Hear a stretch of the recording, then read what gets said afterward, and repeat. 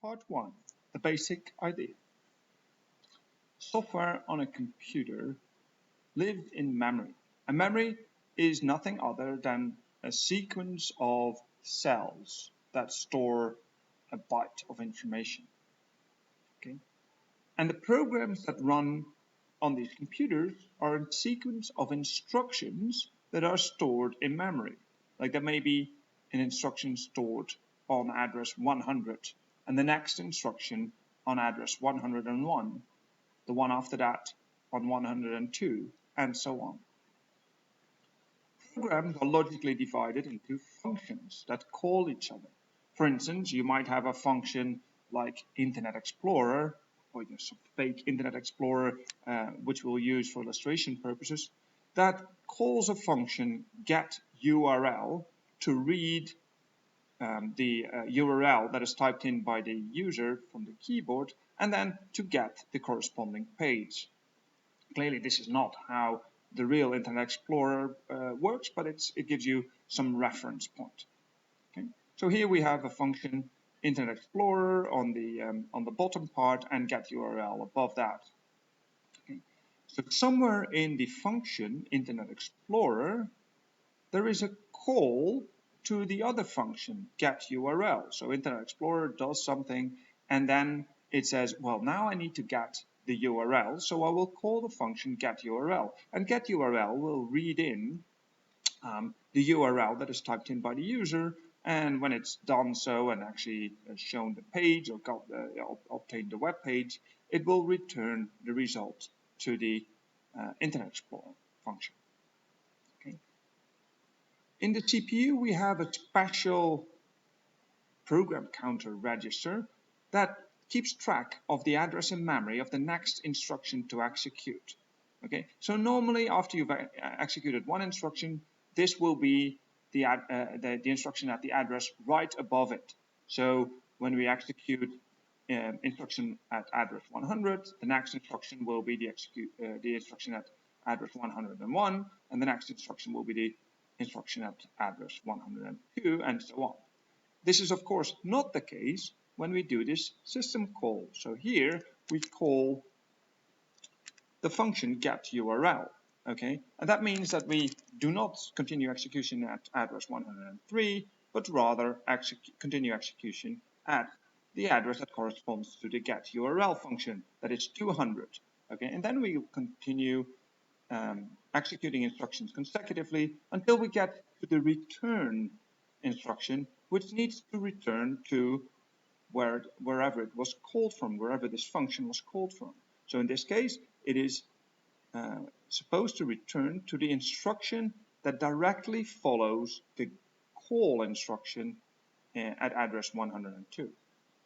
Okay, so it continues at 103, and then it will be 104, and so on. So this is generally how a computer works.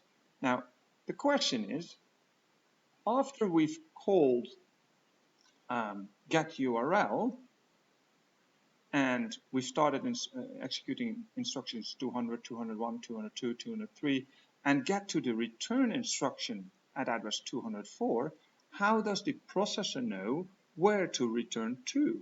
How does it know that it was called from the instruction at address 102 and should therefore return to the instruction at address 103? Well, the answer to that is that it keeps its administration in a separate piece of memory, which we refer to as a stack. So the stack is just a certain amount of memory that we reserved explicitly for this purpose. And in practice, the stack, because there's no gravity in computers, grows downwards. So the top of the stack is at a lower address. But other than that, that doesn't make any difference. It just grows, the stack grows. Whenever there's a function call, we will add an address onto the stack. Okay, so let's see how that works. There's a special register, a special little bit of memory in your CPU that points to the last thing, the last item on the stack. So here it's pointing to something, some data that's somewhere on the stack that we don't know. But now let's see, and we call this the stack pointer. Okay, so now let's see how we execute this program again. We start at address 100, then address 101, then we go to the call, and when we execute the call instruction, this is what we do. We save the address of the instruction to return to, that is the instruction just following the call instruction, we save that on the top of the stack. Remember, the stack grows downward. Okay?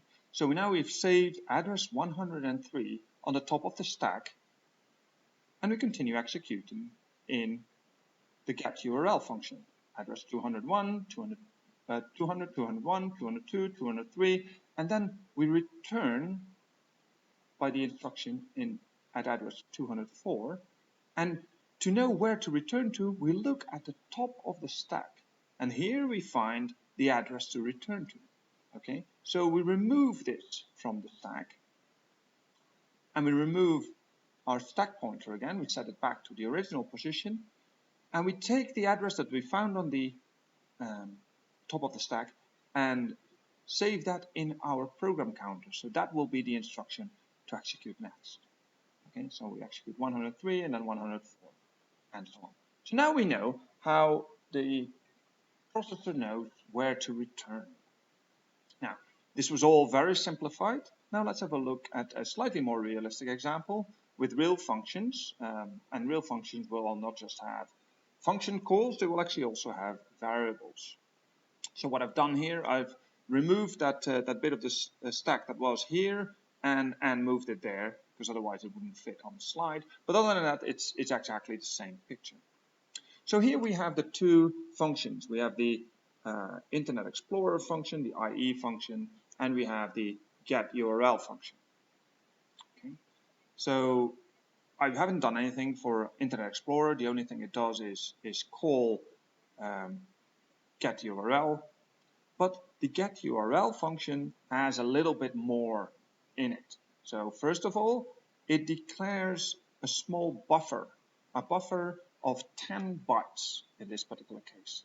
Okay, so that means that is the amount of memory that is reserved. We will use this memory, and it's only 10 bytes in this particular case, which is somewhat unrealistic, but it's only 10 bytes to store the URL. Okay, so we explicitly reserve this amount of memory. That's what this line here means.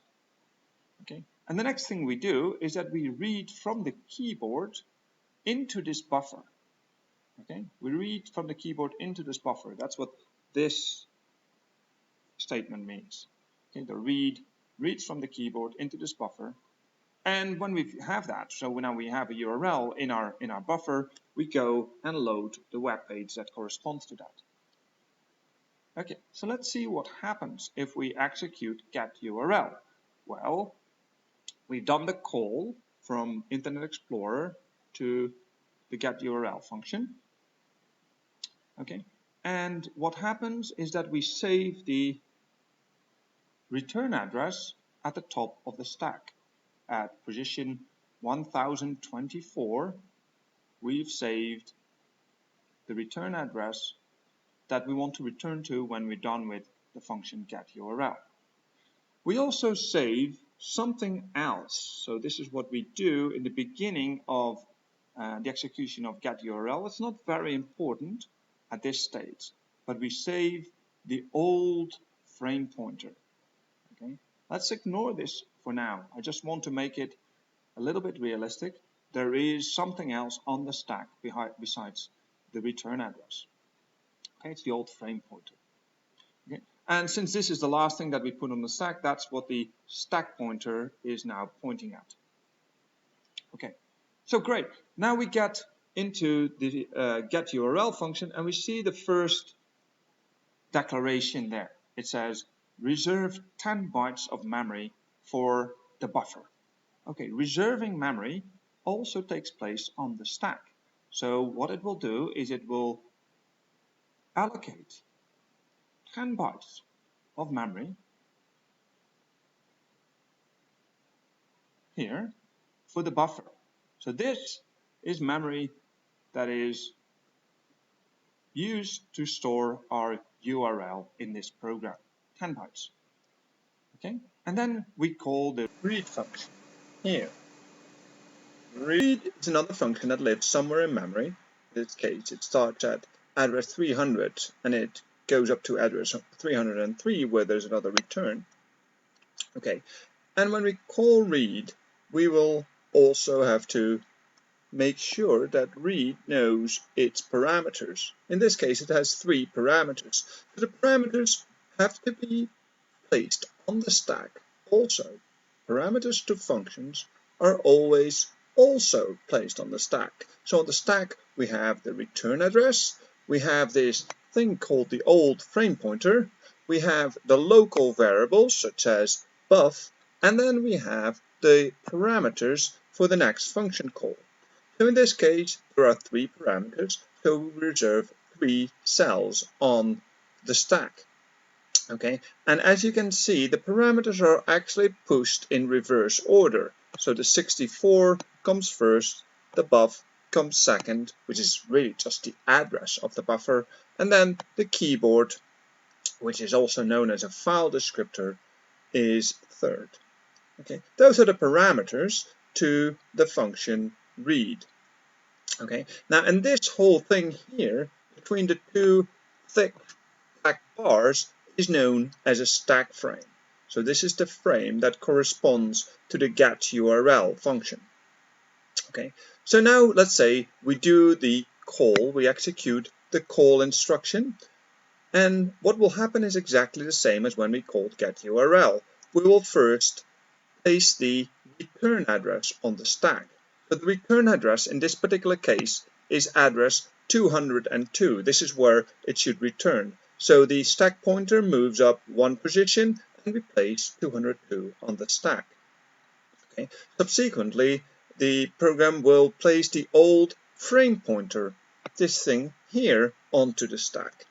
Okay, so it will place 1023 on the stack, move up the stack pointer by 1 position, 1 cell, and store the old value of the frame pointer on the stack. Okay, so that we know that so that when we start moving this frame pointer to our new stack frame, make it point here, okay, we will remember what the old frame pointer was, because that's exactly what it will be pointing to. Okay, so now we can safely move our frame pointer to the new stack frame's old frame pointer position. Okay, so now it's pointing to 1008, which is exactly the position that contains the old version of the frame pointer. That is all great, because now we can easily restore it, as we shall see. Okay, so read will do whatever read has to do, and then at some point the function will return. This is the return instruction at address 303. So at that point we need to restore things so that we are back in the old stack frame. What does that mean? Well, first of all, the frame pointer here will be stored in the stack pointer. The stack pointer, mind you, we've been executing stuff here. Who knows what has happened? The stack pointer might have had a completely new value somewhere. But now we make the stack pointer point to exactly the same location as the old frame, as the frame pointer, also known sometimes as the base pointer. So now both of them are pointing towards address 1008. Okay. The next thing we can do is pop a value of the stack. Popping a value of the stack means remove the last value you pushed on the stack, remove that from the stack, and in this case we store it into the base pointer, into the frame pointer. In other words, the value 1023 will now be the value that the frame pointer is pointing to. In other words, the frame pointer is going back to its original value. Okay, so now we have the frame pointer pointing to the old frame pointer on the previous stack, and we've put a value on the of the stack. So this value is now popped off the stack, so now our stack pointer is pointing to 1009. Okay. Now we do a return, the return instruction, right? And that will, as we've seen before, it will remove the 202, the value that's stored there, the return address, and continue executing at that address. In other words, our program counter will be pointing to 202. This is where we continue execution. Okay? And if we pop that off, now we're done with these two here. Okay, and our stack pointer is now pointing to the parameters that we've pushed onto the stack when we started executing read. But in principle, now we are back to the situation in which we were before, where the frame pointer is pointing to this frame, the stack pointer is pointing to the stack, the top of the stack of this frame, and the instruction pointer points to the next instruction to execute. Okay, so now this happens to be another instruction here, and then there will be another return. So we'll do the exact same procedure for the frame pointer and the return address that are there, and so on. This is how a computer works. Now, we've learned how the computer works, how it calls functions, and how the stack frame operates. The question is, where is the vulnerability? All of this makes perfect sense. The vulnerability isn't all that complicated. Look at the program again. We reserve 10 bytes, and I've removed the part of this, the memory where the code is.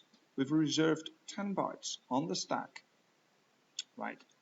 And then we read into that amount of memory, those reserved bytes, the 10 bytes that we have, something from the keyboard. In this case, I've just called it FD, file descriptor. Okay, but the key thing is that we read up to 64 bytes. So here's a bug. The programmer has made a bug. He hasn't realized that there's only space for 10 bytes on the stack, and he reads up to 64 bytes.